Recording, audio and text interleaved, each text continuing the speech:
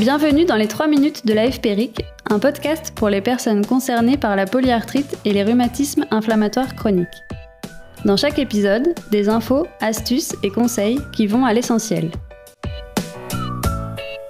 Aujourd'hui, dans notre série Atteintes pulmonaires, nous accueillons le docteur Pierre-Antoine Juge, rhumatologue à l'hôpital Bichat à Paris. Il nous explique les atteintes pulmonaires au cours de la polyarthrite rhumatoïde. Les patients qui ont une polyarthrite rhumatoïde, c'est une maladie qui touche les articulations, mais aussi d'autres organes comme le poumon.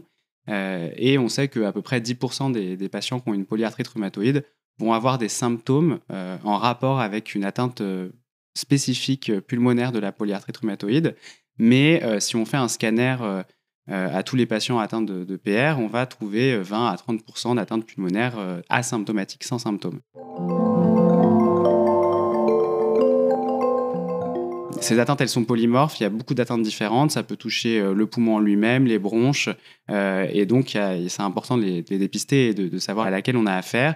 Et en parallèle de ces atteintes spécifiques de la polyarthrite rhumatoïde, on sait que les patients atteints de polyarthrite rhumatoïde fument un peu plus que la population générale, c'est un facteur de risque de développer une PR, et donc il y a toutes les atteintes liées au tabac aussi qui peuvent se voir chez les patients atteints de PR et qui doivent être dépistés le plus précocement possible. Dans la polyarthrite rhumatoïde, il y a des maladies qu'on va dire interstitielles qui touchent le parenchyme pulmonaire, et ça peut donner des fibroses avec des lésions qui peuvent être plus ou moins irréversibles et qui peuvent progresser et à terme donner une insuffisance respiratoire. Donc c'est quand même rare, mais ça peut survenir.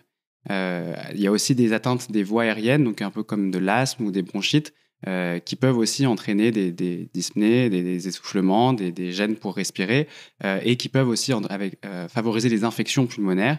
Et donc, ces deux grandes pathologies peuvent exister dans la polyarthrite rhumatoïde. Tous les patients atteints de PR peuvent développer une atteinte pulmonaire, mais il y a quand même certains facteurs de risque qui ont été mis en évidence. Le sexe masculin, le fait de fumer, d'avoir un tabagisme notamment actif, de continuer à fumer. Les gens qui commencent leur polyarthrite rhumatoïde un peu plus tard, on sait qu'il y a plus de risques d'avoir une atteinte pulmonaire, notamment interstitielle. Et après, il y a d'autres facteurs génétiques ou biologiques qui sont en train d'être mis en évidence, mais ça, c'est en cours de développement. Et forcément, ce n'est pas le patient qui va s'en rendre compte. La prise en charge, le traitement de ces maladies pulmonaires au cours de la polyarthrite rhumatoïde, elle n'est pas très bien codifiée, on ne connaît pas très bien. En plus, je vous ai dit, il y a plein de types d'atteintes pulmonaires différentes, mais si on prend la fibrose pulmonaire, qui est l'atteinte qui peut être la plus grave, il y a maintenant des traitements spécifiques aux pneumologues qui peuvent être mis si l'atteinte est trop sévère ou si elle progresse et qui permettent de ralentir cette progression. Après, on sait qu'un des meilleurs moyens d'éviter cette complication ou même de la ralentir, c'est d'avoir une polyarthrite rhumatoïde qui est mise en rémission, qui est bien traitée par les traitements de la PR. Et ça, je vous laisse voir ça avec votre rhumatologue. Ce qu'il faut faire quand on ressent un essoufflement lors des efforts, quelque chose qui n'existait pas avant ou une toux qui commence à s'installer, il faut vraiment en parler rapidement soit à son rhumatologue, soit à un pneumologue, parce que le plus tôt ces pathologies vont être diagnostiquées et le mieux on pourra assurer un suivi et une prise en charge optimale. Donc il ne faut pas hésiter à en parler, le rhumatologue il pense pas forcément, mais vous n'hésitez pas à vous de vous-même en parler.